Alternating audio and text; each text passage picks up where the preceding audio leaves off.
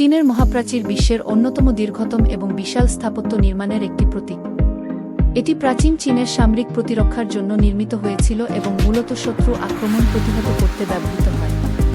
মহাপ্রাচীরের নির্মাণ কার্যক্রম শুরু হয়েছিল খ্রিস্টপূর্ব ৭ম শতাব্দীতে এবং এটি বিভিন্ন সময়ে বিভিন্ন চীনা সম্রাটের শাসনামলে সম্প্রসারিত হয়।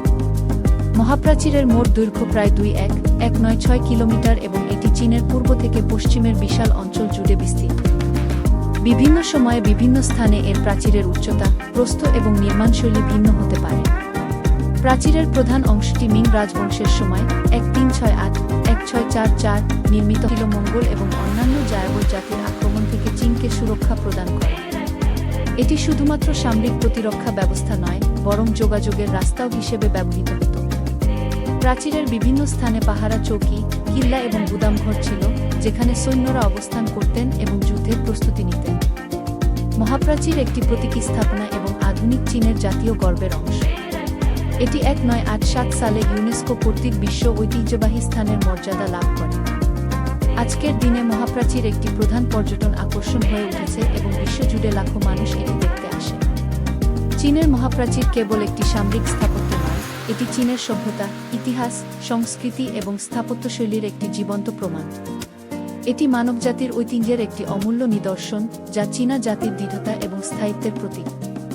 মহাপ্রাচীরের প্রধান সুবিধা ছিল এটি চীনকে বহিরাগত আক্রমণ থেকে রক্ষা করত, বিশেষ করে মঙ্গোল ও অন্যান্য জায়াবর জাতির হামলা থেকে। মহাপ্রাচীর চীনের উত্তর সীমান্তে প্রবেশ নিয়ন্ত্রণ করত এবং অবৈধ অনুপ্রবেশ ঠেকাত। মহাপ্রাচীর চীনের অভ্যন্তরীণ সামাজিক স্থিতিশীলতা রক্ষায় সাহায্য করেছিল, কারণ এটি বহিরাগত হুমকি কমিয়ে আনত। প্রাচীরের আশেপাশে বাণিজ্য ও যোগাযোগের পথ তৈরির ফলে অর্থনৈতিক কার্যক্রম বৃদ্ধি পেয়েছিল। মহাপ্রাচীর নির্মাণের মাধ্যমে চীনা স্থপতি ও প্রকৌশলীরা তাদের উন্নত প্রযুক্তি এবং নির্মাণশৈলী প্রদর্শন করেছিলেন, যা আজও মানুষকে বিস্মিত করে। আধুনিক যুগে মহাপ্রাচীর একটি বিখ্যাত পর্যটন কেন্দ্র। প্রতি বছর লক্ষ লক্ষ পর্যটক এটি দেখতে আসেন, যা চীনের অর্থনীতিতে অবদান রাখে। মহাপ্রাচীর নির্মাণে লক্ষাধিক শ্রমিকের জীবন হারাতে হয়েছে। কঠোর শ্রম, বিপজ্জনক কাজ এবং প্রতিকূল আবহাওয়া অনেক শ্রমিকের মৃত্যু ঘটিয়েছিল। মহাপ্রাচীর নির্মাণ এবং রক্ষণাবেক্ষণে বিশাল অর্থনৈতিক ব্যয় হয়েছিল, যা কখনো কখনো চীনের অভ্যন্তরীণ অর্থনৈতিক পরিস্থিতির উপর নেতিবাচক প্রভাব ফেলেছিল। মহাপ্রাচীর সবসময় শত্রুদের আক্রমণ প্রতিরোধ করতে পারে। মঙ্গল সম্রাট চেঙ্গিস খান সহ অন্যান্য আক্রমণকারী প্রাচীর অতিক্রম করতে পেরেছিলেন। প্রাচীর নির্মাণে বহু দরিদ্র কৃষককে জোরপূর্বক কাজে নিযুক্ত করা হয়েছিল, যা সামাজিক বৈষম্য ও অসন্তোষের কারণ হয়ে দাঁড়ায়। প্রাচীর নির্মাণে এবং এর আশেপাশের অঞ্চল রক্ষার জন্য ব্যাপক বনভূমি ধ্বংস করা হয়েছিল, যা পরিবেশের উপর নেতিবাচক প্রভাব ফেলেছিল। মহাপ্রাচীর কেবল নির্দিষ্ট স্থানে প্রতিরক্ষা প্রদান করত এবং সমগ্র চীনা সাম্রাজ্যকে রক্ষা করতে অক্ষম ছিল, বিশেষ করে নৌবাহিনী এবং আকাশপথের আক্রমণের বিরুদ্ধে। চীনের মহাপ্রাচীর ইতিহাস ও সংস্কৃতির এক মহৎ নিদর্শন হলেও এর নির্মাণ এবং রক্ষণাবেক্ষণ জটিল সামাজিক, অর্থনৈতিক এবং পরিবেশগত সমস্যার কারণ হয়ে দাঁড়িয়েছিল।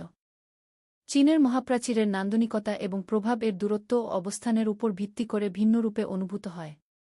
কাছ থেকে মহাপ্রাচীরের বিশাল পাথর, ইট এবং নির্মাণশৈলী স্পষ্টভাবে দেখা যায়। পাথরের খোদাই এবং ইটের সমন্বয় নিখুঁতভাবে স্থাপিত, যা নির্মাণশৈলীর কৃতিত্ব প্রকাশ করে। কাছাকাছি থাকা চৌকিগুলি এবং পাহারা দেওয়ার স্থানগুলো স্পষ্ট হয়, যা সেই সময়ের সৈন্যদের কঠিন জীবন এবং দীর্ঘ সংগ্রামের প্রতিচ্ছবি তুলে ধরে। প্রাচীরের উপরে হাঁটার সময় সরু ও খাড়া সিঁড়ি, পথ এবং টাওয়ারগুলো প্রাচীরের দৈর্ঘ্য এবং স্থায়িত্বের অনুভূতি দেয়। এটি পায়ে হাঁটার মাধ্যমে স্থানীয় অঞ্চলের উপরিতলের সঙ্গে সংযোগ সৃষ্টি করে।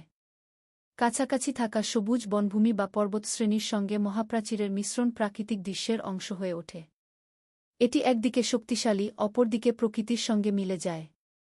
দূর থেকে মহাপ্রাচীরকে পাহাড়ের চূড়ায় সাপের মতো আঁকাবাঁকা পথের মতো দেখা যায়, যা যেন দূরত্বে মিশে গেছে।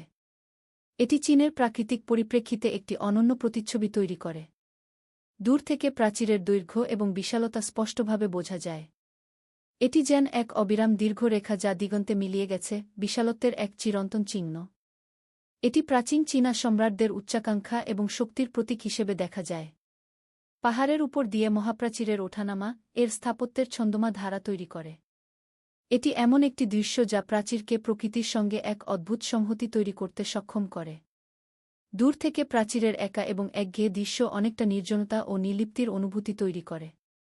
এটি একটি নীরব এবং প্রাচীন রহস্যের আবহ তৈরি করে, যা সময়ের অগণিত কাহিনী বহন করে চলেছে। চীনের মহাপ্রাচীর কাছ থেকে এবং দূর থেকে দেখা ভিন্ন ভিন্ন অনুভূতি এবং ভাবনার সৃষ্টি করে। কাছ থেকে প্রাচীরের বিশদ নির্মাণশৈলী ও স্থাপত্যের অবাক করা দিকগুলো উপলব্ধি করা যায়, আর